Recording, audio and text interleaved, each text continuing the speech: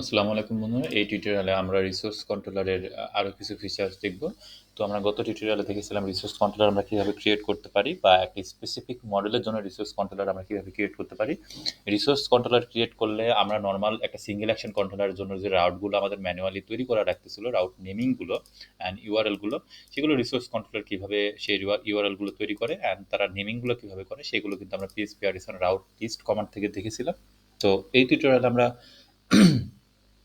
আরো কিছু ফিচার দেখবো। সেটা হচ্ছে রিসোর্স কন্ট্রোলার যখন মনে করেন আপনার আরো একটা রিসোর্স কন্ট্রোলার আছে, ঠিক আছে? ধরেন আপনার এখানে আরো একটা রিসোর্স কন্ট্রোলার আছে, আপনার এখানে ইউজার ক্রুড আছে, আপনার সিস্টেমে আছে হচ্ছে মনে করেন রোল ক্রুড আছে, আপনার সিস্টেমে আছে মনে করেন পারমিশন ক্রুড আছে, এই রিলেটেড আপনার বিভিন্ন ক্রুড আপনার মনে করেন আছে, এবং প্রত্যেকটাই আপনি হচ্ছে রিসোর্স কন্ট্রোলার আকারে হচ্ছে তৈরি করছে। তো এখন আপনি কি করলেন? এখন দেখুন ৩ টাই কিন্তু রিসোর্স। তো এখানে যেরকম আমরা কন্ট্রোলার গ্রুপিং করতে পারছি, ঠিক একইভাবে কিন্তু আমরা এখানে কি করতে পারবো? আমরা এখানে এই রিসোর্সেরও একটা গ্রুপিং করতে পারি এড এর মাধ্যমে। সেটা হচ্ছে, দেখুন আমরা রিসোর্স যদি এই যে রাউট রিসোর্স লিখে অ্যারে পাস করতে পারি, আর দেন আমরা এই ইউআরএল আর ক্লাসটুকু সাথে জাস্ট আমরা হচ্ছে প্যারামিটার আকারে পাস করে দিব। তো চলুন আমরা দেখি এটা কিভাবে করতে পারি। দেখুন আমরা যদি ডকুমেন্টেশনে যাই, দেখবেন এখানে হচ্ছে লারাভেল কি করছে, এই দেখেন রিসোর্সের ভিতরে জাস্ট একটা অ্যারে পাস করতেছে আমাদের যে ইউআরএল আছে সেই ইউআরএল আর ক্লাসটা। তো আমি এখানে কি করলাম, আমাদের যে এই যে ইউজারটুকু আছে এই অ্যাকশনটুকু এখান থেকে ক্লাস পর্যন্ত নিয়ে নিচ্ছি, অর্থাৎ এটা আমাদের এই পর্যন্ত দিচ্ছি। আর এটা যেহেতু আমাদের ইউজার ইউআরএল, তো ইউজার ইউআরএল এর সাথে অ্যারে আমরা যেভাবে লিখি সেভাবে অ্যারে ডিফাইন করে দিলাম কি অ্যান্ড ভ্যালু পেয়ার আকারে, অ্যান্ড দেন এইখানে আমরা এই গেন হচ্ছে নিচ্ছি এবং এটাকে কাট করছি। এটাকে কাট করে আমরা কি করলাম, রোল ডিফাইন করলাম, অ্যান্ড দেন এটাকে আমি নিচেরটাকে রেখে দিচ্ছি। নিচেরটাকে রেখে দেওয়ার কারণ আমরা একটু পরে দেখব।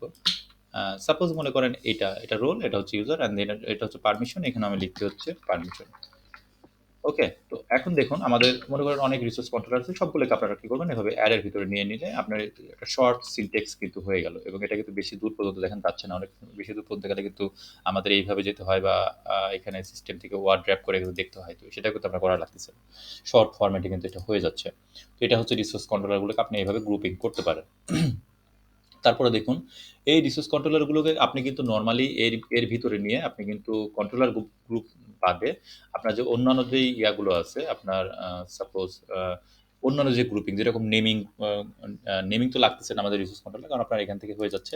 আপনি চাইলে নেমের মধ্যে নিলেও এটা কিন্তু অটো নেমিং সে এটার সাথে করে নিবে। অর্থাৎ আপনার যদি এখানে কোনো নেমিং প্রিফিক্স নেম থাকে তাহলে কিন্তু এই নেম ইউজারের সাথে এই নেমটা কিন্তু প্রিফিক্স হয়ে যাবে।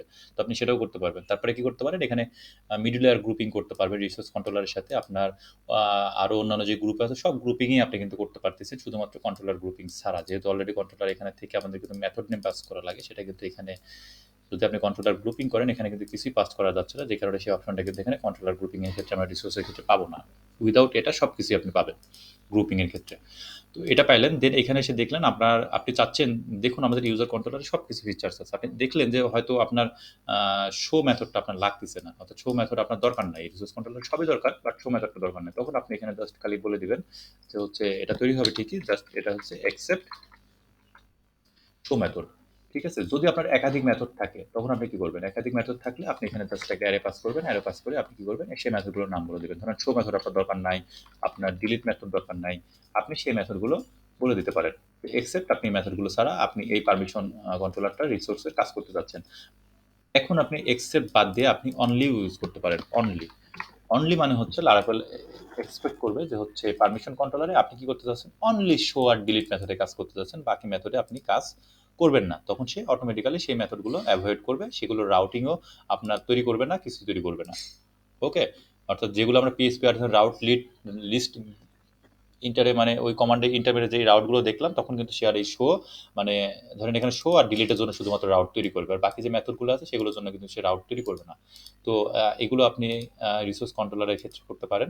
এই কাজগুলো আমরা করতে পারি। তো চলুন আরো দেখি আরো কোনো কিছু করা যায় কিনা। দেখুন আমরা হচ্ছে এইগুলো দেখলাম। উইথ ট্র্যাশ ট্যাশ আমরা এখন বুঝবো না, কারণ এগুলো সব ডিলিটের জন্য, এগুলো আমরা পরবর্তীতে দেখবো। তো এখানে দেখতে পাচ্ছেন এই যে আমরা এক্সেপ্ট অনলি এগুলো দেখলাম। তারপরে হচ্ছে আমরা এইখানে হচ্ছে রিসোর্সিং কিভাবে আমরা গ্রুপিং করতে পারি এর মাধ্যমে সেটা দেখলাম। তারপরে এপিআই কন্ট্রোলার আমরা রিসোর্স তৈরি করতে পারি, সেটা আমরা এখন দেখবো না। তারপরে এই তো মোটামুটি এগুলোই আর কি, তাছাড়া কিছুই না। তো তো মোটামুটি হচ্ছে আমরা রিসোর্স কন্ট্রোলার শিখলাম, রিসোর্স কন্ট্রোলার কিভাবে তৈরি করতে হয় শিখলাম, রিসোর্স কন্ট্রোলারের গ্রুপিং শিখলাম, রিসোর্স কন্ট্রোলারের একসেপ্ট অনলি মেথডটা শিখলাম। তো আশা করি মোটামুটি আমরা রিসোর্স কন্ট্রোলারের একটা ভালো ইন্ট্রোডাকশন হয়েছে এবং আমরা যদি নেক্সটে যদি প্রুভ করতে যাই তাহলে আমরা অবশ্যই রিসোর্স কন্ট্রোলার এবং single action controller both controller দিয়ে আমরা ট্রাই করে কমপ্লিট করে দেখবো যে কীভাবে আমরা এই কাজগুলো করতে পারি এবং দুইটা কন্ট্রোলারের পার্থক্যটা তখন কি আমরা মানে রিয়েল লাইফে সেটা হচ্ছে দেখতে পাবো। তো টিউটোরিয়ালটা এখানে শেষ করতে নেক্সট টিউটোরিয়ালে আমরা নতুন কিছু দেখবো।